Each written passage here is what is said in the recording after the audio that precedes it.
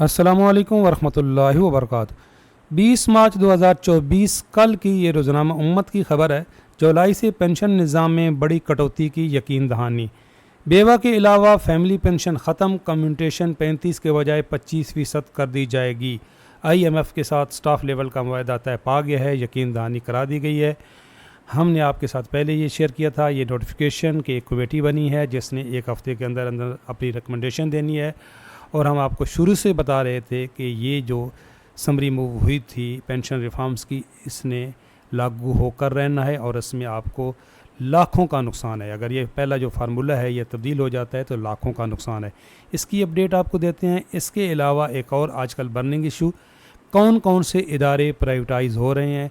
ये ministry of privatisation ने अब ऑफिशियली अपनी वेबसाइट पे ये 25 इदारों की लिस्ट जारी कर दी है।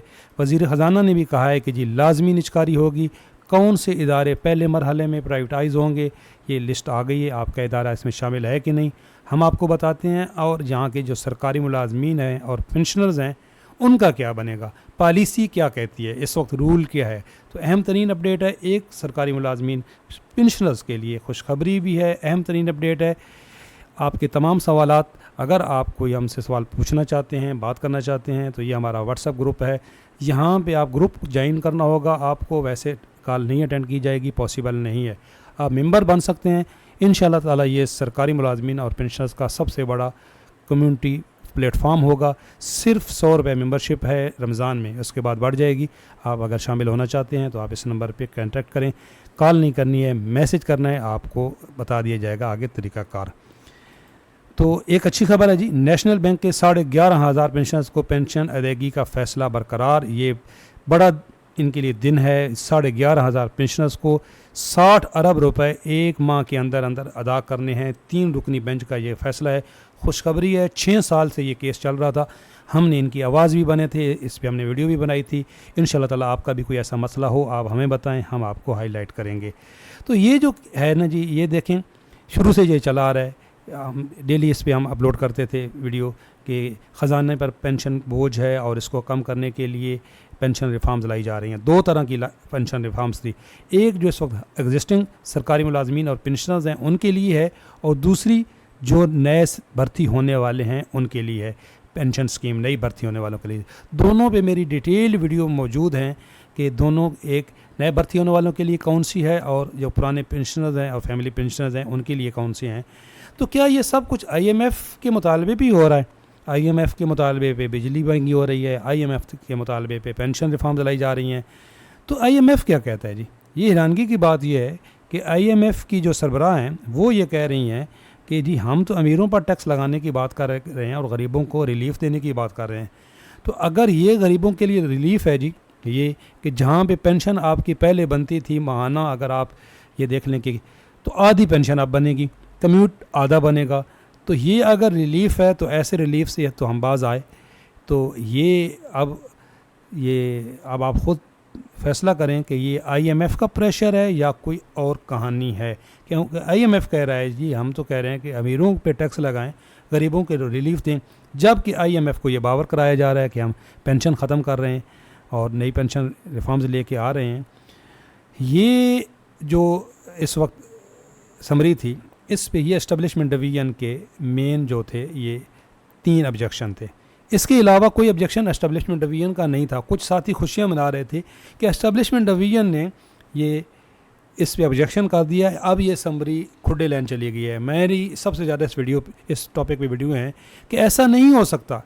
ये गवर्नमेंट कह रही है कि ये पी एंड पेंशन कमीशन की रिकमेंडेशन है। यहाँ पे ये देखें ऊपर पूरी डिटेल कि ये G P and pension commission की रिकमेंडेशन है। ये पहले 2023 में जब ये हुकूमत थी PDM की, इस वक्त उन्होंने ये अप्रूव की थी, और उसके बाद जब ये नई हुकूमत आई केयर टेकर, उन्होंने ये समरी फॉरवर्ड की, इसकी भी अप्रूवल हो गई। एस्टेब्लिशमेंट डिवीज़न ने सिर्फ इसका जो पहले वाला है ना जी, ये जो फार्मूला है, इस पे ऑब्जेक्शन किया है, और अल्लाह करे ये ऑब्जेक्शन बरकरार हो, इस पे कोई कंप्रोमाइज़ ना हो। सबसे बड़ा मसला यही है। फैमिली पेंशनर्स के लिए अच्छी खबर है भाई, इस समरी के अंदर भी लिखा हुआ है, ये नीचे पूरी डिटेल है कि ये जो इस वक्त फैमिली पेंशनर्स हैं जो हमारे, इनके ऊपर ये इसका इतलाक़ नहीं होगा। ये नए जो फैमिली पेंशनर्स बनेंगे इस नोटिफिकेशन के बाद, जब ये समरी वज़ीर-ए-आज़म अप्रूव कर देंगे, अभी तो ये कैबिनेट ने अप्रूवल दी हुई है इसकी, और जब फाइनेंस डिवीजन इसका नोटिफिकेशन जारी कर देगा, उस नोटिफिकेशन के बाद जो फैमिली पेंशनर्स बनेंगे उनके ऊपर इसका इतलाक होगा। जो इस वक्त फैमिली पेंशनर्स हैं, आप परेशान बिल्कुल ना हों। अब हम बात करते हैं कौन कौन से इदारे प्राइवेटाइज होंगे। तो रियल स्टेट के ये 3 इदारे हैं जी आपके सामने। ये एक ये जिना कन्वेंशन सेंटर है इस्लामाबाद में, ये होटल हैं। उसके अलावा एविएशन के अंदर से सिर्फ पीआईए है जी। सबसे पहले जो बात हो रही है वो पीआईए की है। सबसे पहला मरहला में पीआईए वाले इदारे प्राइवेटाइज होंगे। फाइनेंशियल सेक्टर के ये हैं, पाकिस्तान री इंश्योरेंस कॉरपोरेशन है, स्टेट लाइफ है, हाउस बिल्डिंग है, फर्स्ट वुमेन बैंक है, सिंध इंजीनियरिंग लिमिटेड है, पाकिस्तान इंजीनियरिंग कंपनी है पैको, और ये सारी डिस्ट्रीब्यूशन कंपनी, जितनी भी पावर डिस्ट्रीब्यूशन कंपनी है, ये सारी प्राइवेटाइज हो जाएंगी, जिस तरह के इलेक्ट्रिक पहले ही हो चुकी है। तो पावर डिस्ट्रीब्यूशन कंपनियां जितनी भी हैं जी, ये सारी प्राइवेटाइज हो जाएंगी। जो साथी पूछ रहे थे ज़्यादातर पोस्ट ऑफिस के साथी, तो भाई पोस्ट ऑफिस फ़िलहाल इसमें नहीं है। अब हम बात करते हैं कि जी आपको जो सरकारी मुलाजमीन हैं और पेंशनर्स हैं उनका क्या बनेगा। तो ये जो प्राइवेटाइजेशन पॉलिसी है 1994 की, ये भी आपको यहाँ ही मिल सकती है। ये जो वेबसाइट है यहाँ ही पे मैं ये देखें, ये मैंने कोई ख़ुद नहीं बनाई, यहाँ पे प्राइवेटाइजेशन पॉलिसी तो यहीं से मैंने अपलोड की है। मैं वीडियो के डिस्क्रिप्शन में लिंक दे दूँगा, हर बंदा यहाँ से इसको डाउनलोड कर सकता है। ये है क्या जी, इसमें जो आपके मतलब की बात है, सरकारी मुलाजमीन के मतलब की बात है, वो आखिरी ये पॉइंट है, rights of the worker be safe guard. जो वर्कर हैं, जो इस वक्त हाजिर सर्विस सरकारी मुलाजमीन हैं, पेंशनर्स हैं, उनके राइट्स का तहफ़्फ़ुज़ होगा। पेंशनर्स को तो कुछ नहीं होगा। जो इस वक्त हाजिर सर्विस मुलाजमीन हैं उनके लिए ऑप्शन होता है कि उनकी मराहत तो कम हो जाती हैं। जो जिनकी सर्विस पूरी हो चुकी होती है उनको कंपलसरी रिटायर किया जा सकता है, गोल्डन हैंडशेक दिया जा सकता है, या जो सरकारी मुलाजिम उनको रखने होते हैं वो रखते हैं। उसके बाद ग्रेजुएटी पेंशन वगैरह ख़त्म हो जाती है। लेकिन जो जिनकी सर्विस हो चुकी है उनके ऊपर इसका इतलाक़ होगा, उनको सारा कुछ बेनिफिट मिलेंगे।